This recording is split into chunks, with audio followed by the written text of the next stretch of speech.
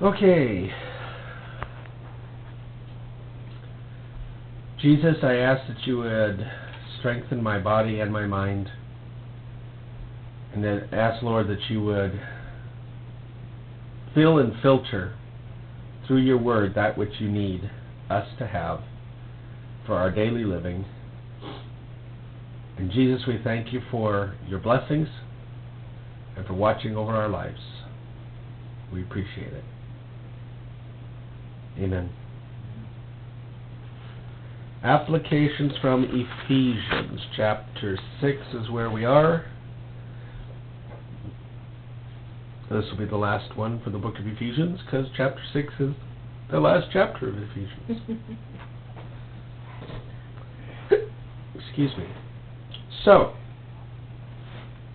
picking up where we last left off, Paul was giving us practical application statements in the midst of teaching us how to be spiritual and be aware of spiritual things and letting go of the old man and picking up the new man and making sure that we don't do this and we do that and that we're spiritual. In chapter 6, he starts with another, what looks like a natural law, but which actually is a spiritual one. He says, "Children, obey your parents in the Lord, for this is right. Honor thy mother and father, which is the first commandment with promise, that it may be well with thee, and thou mayest live long on the earth."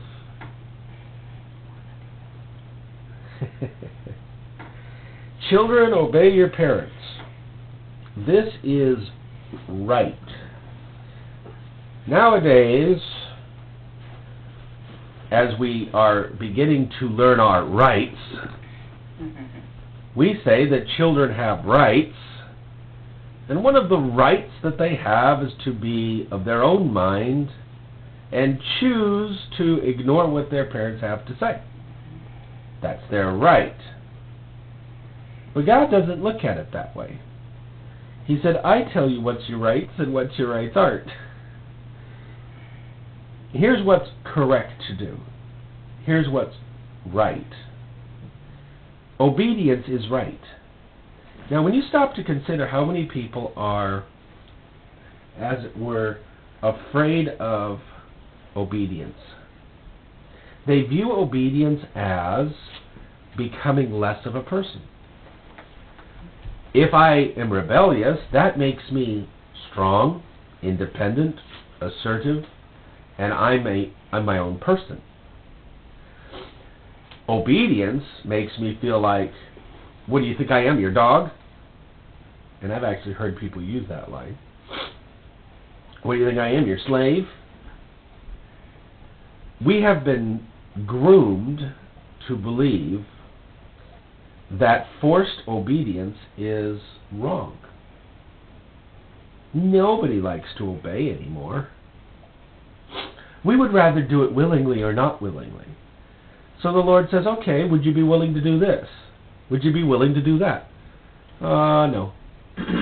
Okay, well, here's what I need you to do. Well, that's not fair. I don't know if I want to obey. The whole idea behind obey has gotten such a bad flavor in American culture because it was groomed into us from the time we were kids, right here at this level. Children, you only have to obey your parents if they're perfect. Children, you don't have to do what your parents say if they make a mistake. That's what we're being told. That's what the children are being told. And I'm watching children tell their parents off. We see it represented in TV sitcoms. They sass off. They chide. They ridicule. They mock. There's very strong warnings in scriptures against railing against dignitaries. Well, how are you going to ever stop somebody from railing against dignitaries when, as from the time of a child, they have learned to mock the only dignitary that they should have original respect for? How can you get them to respect as it were, the President of the United States and obey the laws of the land, if from the time they were 5 years old, the only authority they really understood and knew was mom and dad, and they have the right to oppose that anytime they wish, then how will they ever know to obey anything else? Because when we're children, we don't understand governments. We don't understand levels of civil magistrates. We understand cops. Cops catch bad guys. I'm not a bad guy. I just rebel a lot. Until one day you rebel the wrong way. You know, you decide to go steal from the local grocery store just to rebel. And then after that you decide to steal from the liquor store just because I'm not going to put up with those rules. And then one day you're going to rebel against society because after all they kept me down and it's their fault and I deserve this stuff. And that's exactly what the people's minds go through. If you know anything about what criminals' thinking is like, you find out that they actually believe they're entitled. They do not feel they're doing wrong. They feel they're entitled. It's their right to have what somebody else earned, because nothing was ever given to me. But it starts all the way back down here at the base level, because if the children aren't going to obey their parents, then they're certainly not going to obey anywhere up the food chain. It's either that or they're going to hit a very rude awakening brick wall, because they're going to want to make some money someday. And they're going to have to go out into the marketplace. And they're going to go work at the local 5 and dime or hamburger joint. And the first thing they're going to encounter is a parental type person.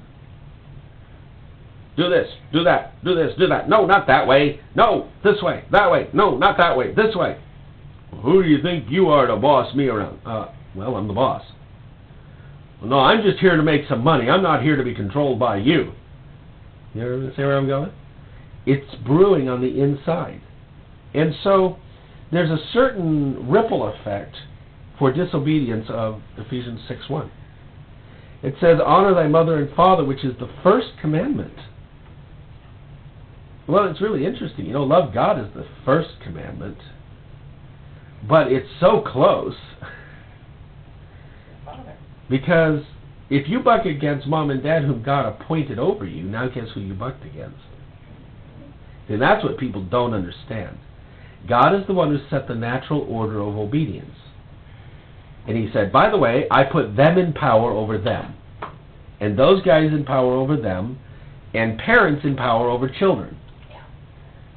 So if you buck the authority that's been appointed by God, what have you done? You have bucked God. This is what the law states, does it not? If you offend in one point of the law, you've in essence offended in all, because you have bucked the lawgiver. This is a problem. It is a very human problem. It is a very American problem, but it is a problem. Disobedience is rampant. Now, some of us were raised under a much tighter parental structure, and the net effect of that has been a little bit more fear of the Lord than most have, and a little bit more respect for authority, maybe even a little too much. But pendulums, you know, one side of the pendulum or the other. The honor thy mother and father. If you're not going to honor your mother and father, then you're not going to honor God. There's a lot of people right now who are getting healings in their relationship with their dad so that they can have a better relationship with God, who is their father.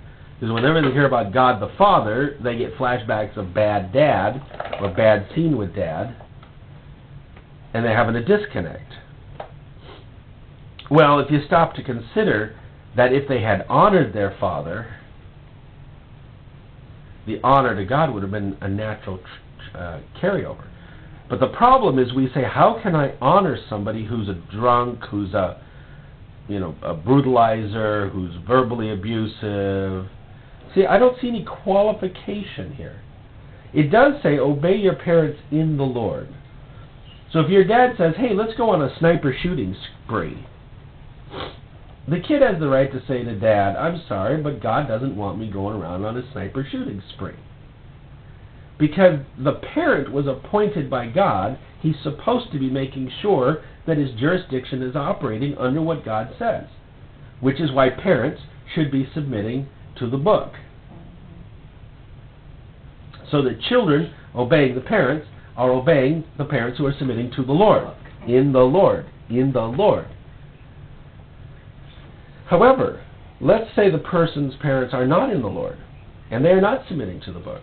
Does that give the child freedom then to become disobedient, dishonoring from God's point of view? Excuse me. I contend no, it does not. There's still a necessity for honor because, quite frankly, my government that I work under doesn't do everything right either. Right? The cops don't do everything right. The politicians don't do everything right. My bosses at work don't do everything right. Quite frankly, you're going to find a lot of human error and evil all over the planet. So if I lay down the premise that says children have the right to disobey parents when they find out that parents are whack, and they get to just chuck them off anytime they want because they found some flaw or problem, then we've created another spiritual ripple that goes all the way through up the food chain again. A whole different kind of ripple. So what happens if we all of a sudden think that God has done something wrong? Do we then justify our disobedience? Well, I tested God, I put him to the test, and he didn't come through, so that means I don't have to obey. Uh-huh. Yeah, that's good logic, guys. Yeah, you're right, dangerous. You end up standing before the white throne, and he says, why didn't you obey? And you're going to go, why didn't you give me? Why didn't you answer me? Why didn't you... somehow I don't think that's the way the conversation's going to go. Right. I don't think it's going to be 1 for 1. It's going to be 1 for 0. He won the game. It's over. So it is not the case that if we can find a flaw in a man or a church or a government or a parent, that gives us grounds for disobedience. What we should do, though, is make sure we are obeying in the Lord, that whatever is required is that which Christ would support. Now it gets a little tricky because as children of the Lord, trying to obey our parent, which is the church, and our Father, which is God, okay? Mother and Father. If you think about it, that's what we serve. As we're trying to struggle with that, we're looking at Mom going, well, Mom doesn't behave very good, so I'm going to go over here to the other mom. Changing our denominations, Checking to see which parent is going to take good care of me. Have you ever noticed that? That's really what's going on. And we're like a bunch of kids looking to see who's going to take care of me. Well, that church didn't do good, so I'm going to go somewhere else where they'll take care of me. Well, what about you taking care of the church? What about you honoring your mother and watching out for her? See, the symbolism is there. I could very easily quote verse 32 above and say, this is a great mystery. I speak of Christ in the church. Right? Marriage is a type of Christ in the church. Well, so is family structure. So is how we learn to obey and how we learn to yield and how we learn to surrender.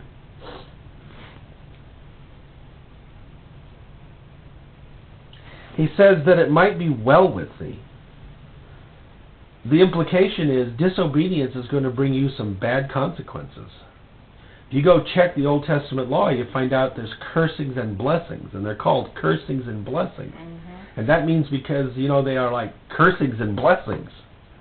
What's a blessing? 1 plus 1. What's a cursing? 1 minus 1. Everything that God promises, he says, I will bless, is predicated on making sure you're in alignment. Fortunately, we have some grace and some mercy to cover for disobedience. We have salvation, we have forgiveness, we have these things which allow us to come back and say, oops, I forgot, I didn't honor my mother and father, I broke one of the commandments. one of the 10 Commandments. You know? I was talking to somebody the other day, and we were talking about this politician. I don't remember what he is now. Judge? Somebody.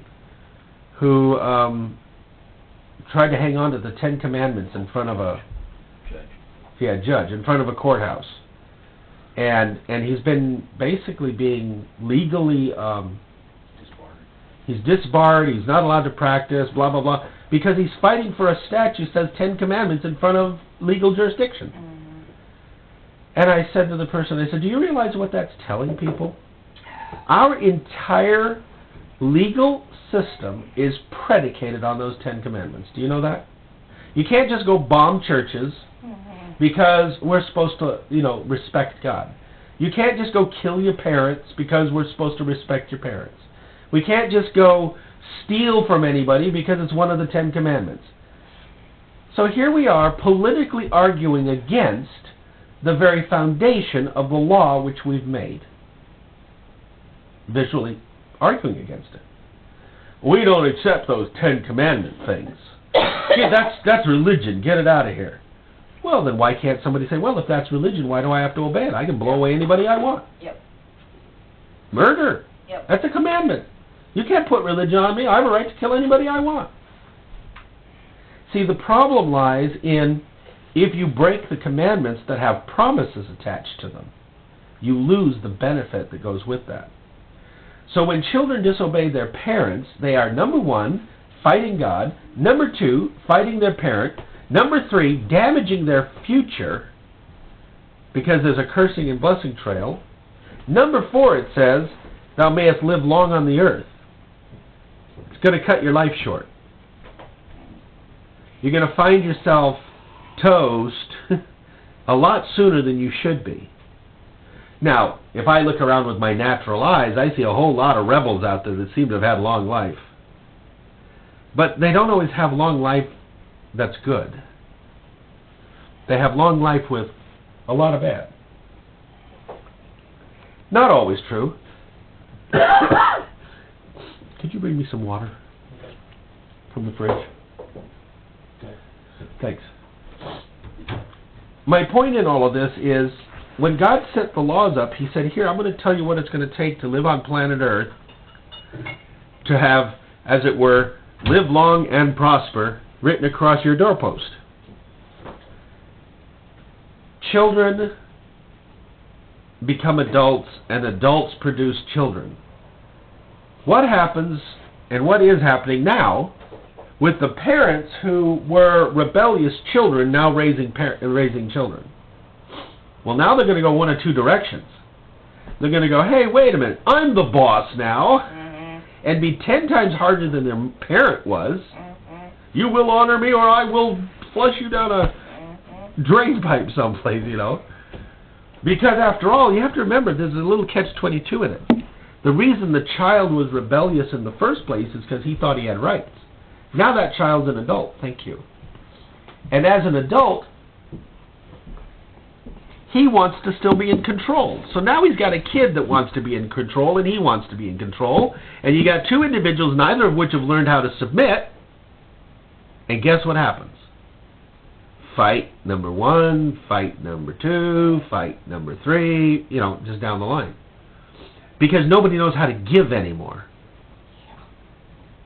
So every generation puts within the seed of its next generation the seeds of life or death. And some children are dead because of their parents. Some children are murdered by other children in gangs because those children weren't under jurisdiction. You start tracing back gang mentality, and what do you find? You find damaged children whose very seed has been changed, and they've lost the blessing. They've now become cursed children. And that is a biblical phrase. They are cursed children.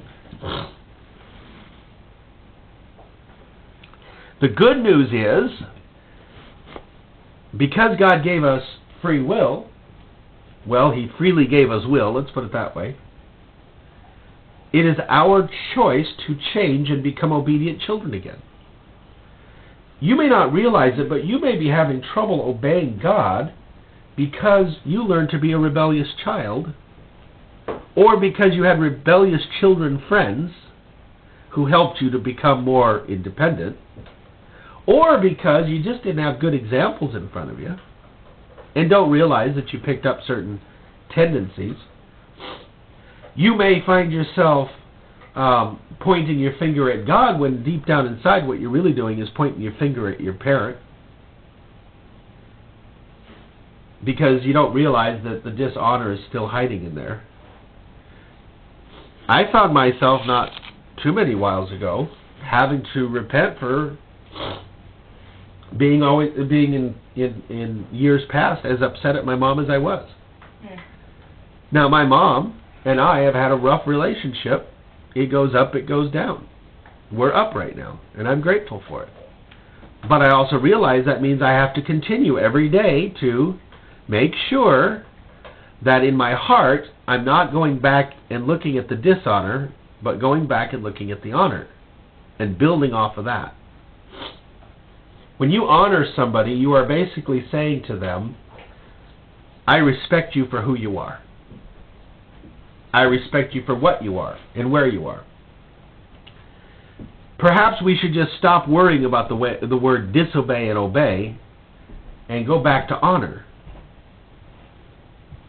There are a lot of cultures who bank very heavily on the word honor. Mm-hmm. And out of honor, they will do many things out of obedience. Because of honor. They would not dream to violate that honor. I think honor is a very good word. Honor thy mother and father. Moving on to verse 4. And ye fathers, provoke not your children to wrath, but bring them up in the nurture and admonition of the Lord. My Bible has a little footnote that says training for the word nurture.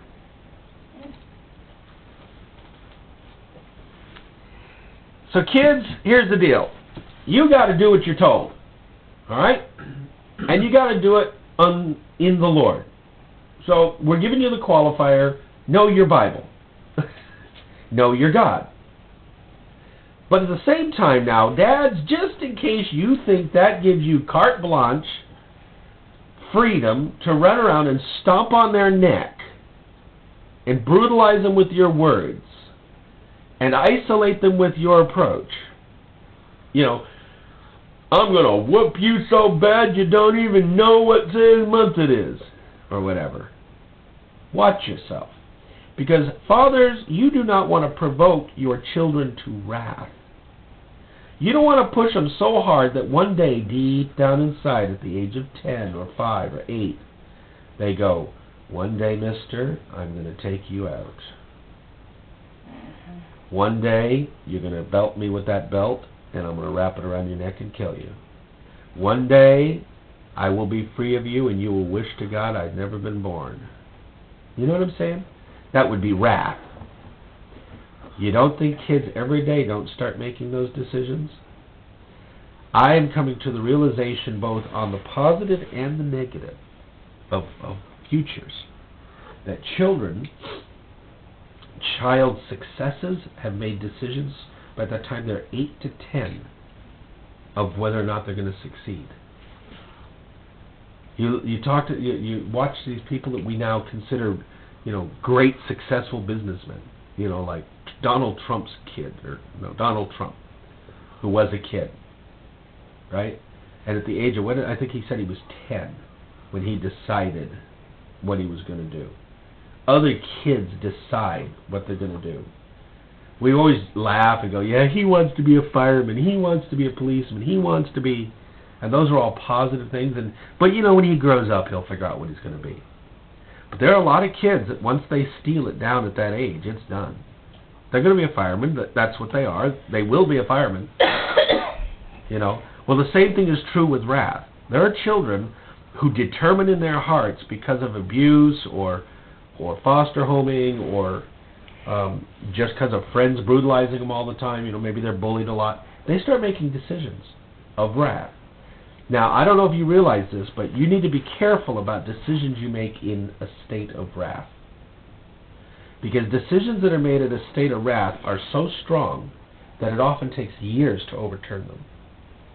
They can be overturned immediately if, in the name of the Lord, you say, I shouldn't have made that decision. That's a wrong decision, and I made that while I was under the power of a demon or a power of my flesh. That's not biblical. It doesn't line up. I shouldn't do that, Lord. You can overturn it. And I know because I've seen it done, and I've done it.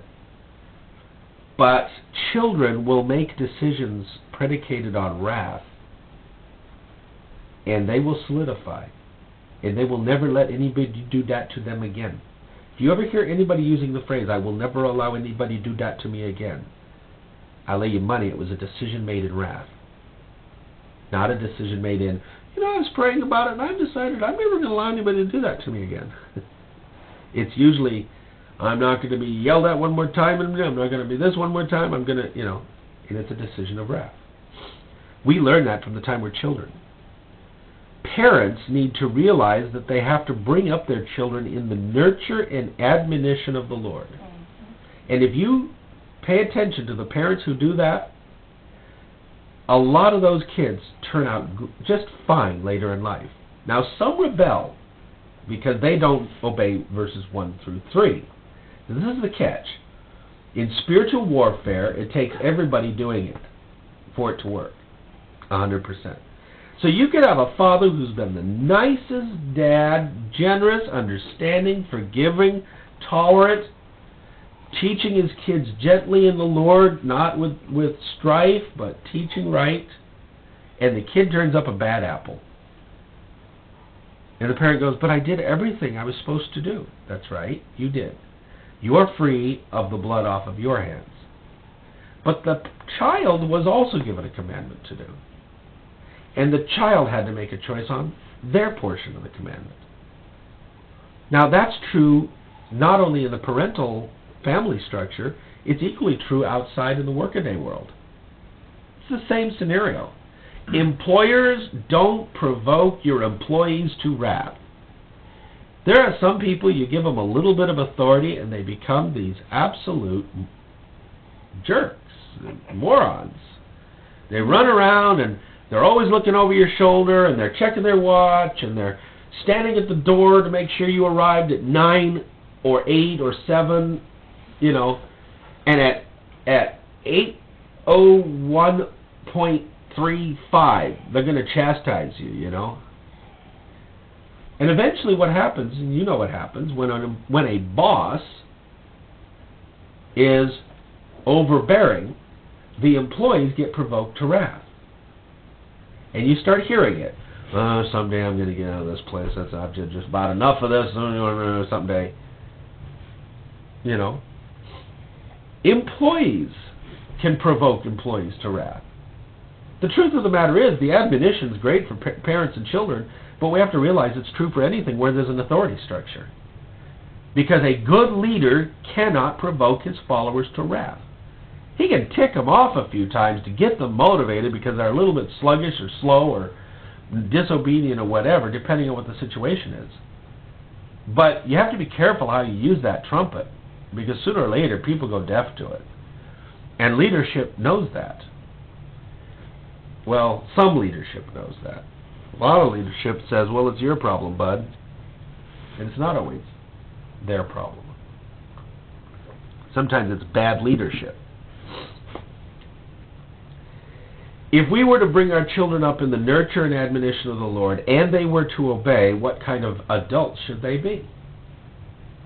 They should be Spirit-filled, Spirit-led, and empowered by the time they're adults. Maybe even before then. Go back and trace some of the good men of God, and you find good mothers hiding in the corner. Good grandmothers hiding in a corner. Because somebody did due diligence to cover the next generation, that generation's doing better. In the case of even people in the world, the rich, they train their kids for the next generation. They train them how to be dignified, they train them how to be prosperous, they train them they do all kinds of training. And if that child obeys, lo and behold, they end up successful. I don't know what I was watching the other day. I was trying to remember it real quick, but I was watching something the other day again where a news article, I think it was. Yeah. Oh, actually, yeah. It was Boeing president or CEO Phil Condit going over to some country someplace and meeting Princess such and such, right? And I don't know how old Princess such and such was, but when I looked at the photograph and read the article, I thought, my, that's an awfully young princess. And then it dawned on me, I said, do you realize how many young princes and princesses there are in this world? You know? We don't realize that when kids who are in that society level have been trained, they're trained from, you know, they don't have the liberal argument of, you should let your child play for the first 20 years, so let him grow up first. Then train him to be a princess. Then train him to be a king. Are you kidding me? By the time that kid is old enough to be king, he better have been king for 10 years in his heart. Well, the same thing is true for those of us in the Lord. If we're going to raise up children unto the Lord, we need to raise them up now. The same thing is true for anybody who has a position of authority. I think this phrase, bring them up in the nurture and admonition of the Lord, should be a banner across leadership. Otherwise, what's the point of leadership? Verse 5, servants, be obedient to them that are your masters according to the flesh, with fear and trembling, in singleness of heart, as unto Christ. Servants, oh, that sounds so English. Let me put it in biblical terms. Slaves, do what you're told. You have a master. You know what having a master means? It means you don't get a vote. Kind of like being employed sometimes.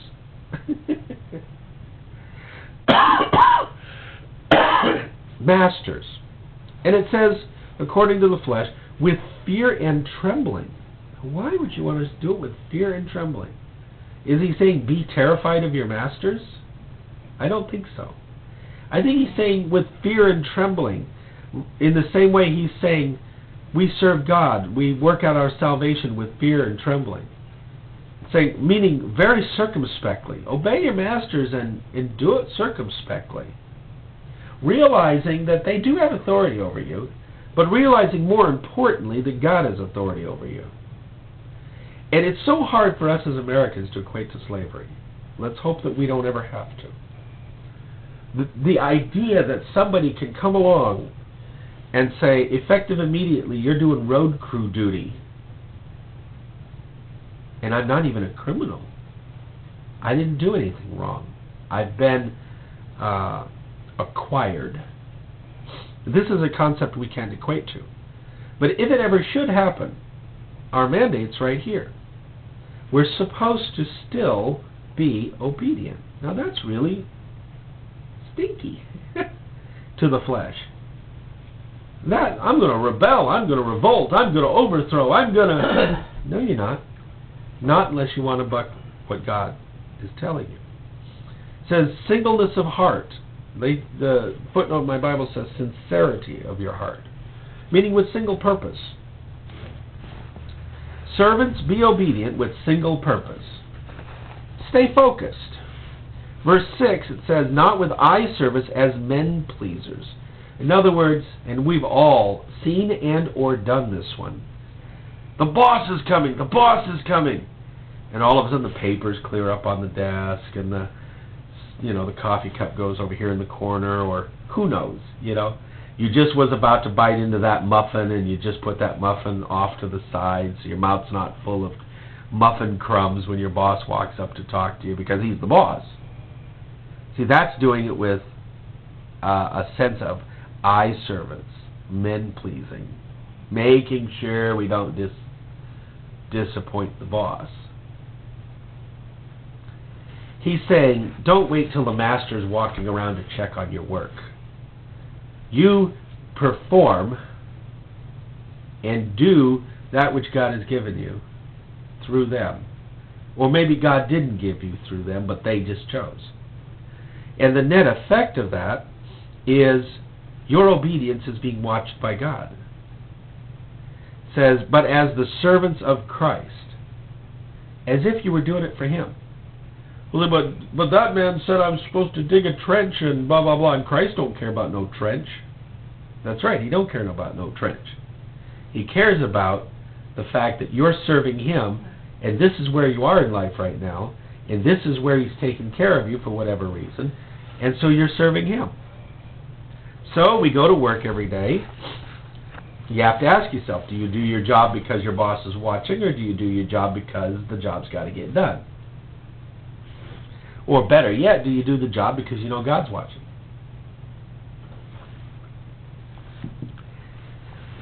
Doing the will of God from the heart. It is so funny to throw that phrase on the end of, oh, by the way, slaves, doing the will of God from the heart. What's the will of God in this matter? The will of God in this matter is that we be respectful, that we be submitted. That's what He said. That's what He's talking about. Now, if we stop to consider ourselves, we oftentimes don't stop to consider if we're doing the will of the Lord. If God gave you your job, and those are the bosses you have over you, then are you not doing the will of the Lord? Are you not then saying, okay, I should be doing a good job for my bosses because the Lord gave me this job? Even if the Lord didn't give you that job, and He's just taking care of you in that job. He didn't really want you working there, but that's where you ended up working. And you said, Lord, I'm here, please take care of me. So now He's taking care of you. Still same scenario. I have a suspicion there's a lot of cases where God is able to intrude into the workplace to benefit and help His people because their attitude is unto the Lord. And there may be some blessings that aren't happening to people because their attitude is not unto the Lord in the same scenario.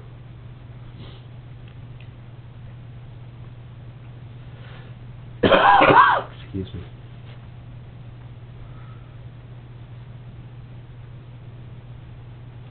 Verse 7 says, with good will doing service as to the Lord and not to men.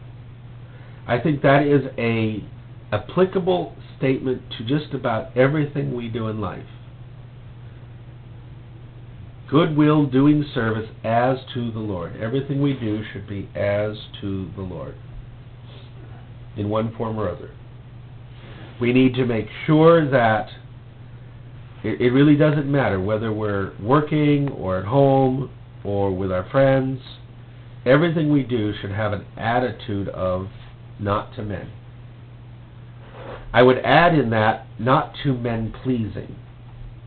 Not as men pleasers. You have to remember the Pharisees used to walk around and do things for the sake of being seen. They were men pleasers. When you're trying to perform so that so-and-so will respect you, you lose, as it were, before you start. If you try to perform so that the Lord respects you and is pleased with you, then if so-and-so respects you or doesn't respect you, you walk away with a clean conscience that says, I did it unto the Lord, and He's the one who's got the problem. But if you do it unto the Lord, that also gives the Lord the opportunity to get the heart of the person who's having a problem in line, or get the person who's not in line out of the way to go do something else, or get you out of the way and promote you somewhere other direction, because the heart's right in all those scenarios. And it gives God avenues for getting in there. Remember, He said in the earlier passage, He says that you might be well with you, you might live long on the earth. Children, obey for that reason. I have a suspicion that is a general rule of obedience. It's a general rule that says, you know, you're probably going to go further in your career having this attitude. You're going to go further in your ministry having this attitude. You're going to go further in your family having this attitude. Because everything that God ever asked us to do has a blessing and a cursing attached to it. And so every obedience puts us forward. Every disobedience slows our path.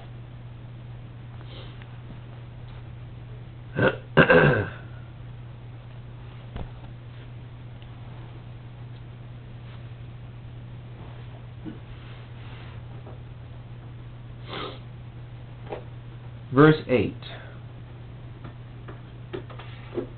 Knowing that whatsoever good thing any man doeth, the same shall he receive of the Lord, whether he be bond or free. There's your overriding principle for everything that I've spoken about. That's the summation of my point. Knowing that whatsoever good thing any man doeth, any good that you do, the same shall receive of the Lord. Meaning there's rewards piling up in heaven for slaves who have had to submit themselves to masters. They may end up with more rewards than an employee who was working for a job and wasn't submitting to his masters. Because God looked down on that heart situation and said, this guy's clean, this guy's not. We have wins and losses in this regard.